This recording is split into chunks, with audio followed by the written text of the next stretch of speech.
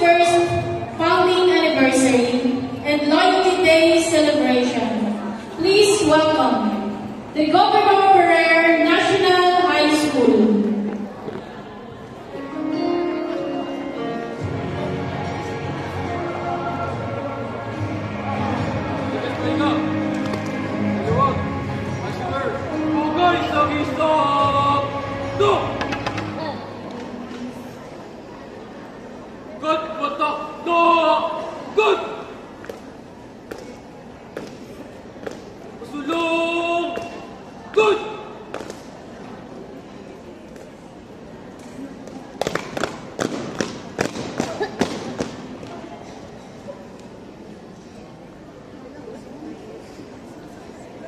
Our guest, Sister Welma G. Apollo, National Board Member, Sister Mirna R. Rodriguez, our Primary Area Supervisor, and Sister Lorna Josephine Gavitan, our CWL National President, together with our National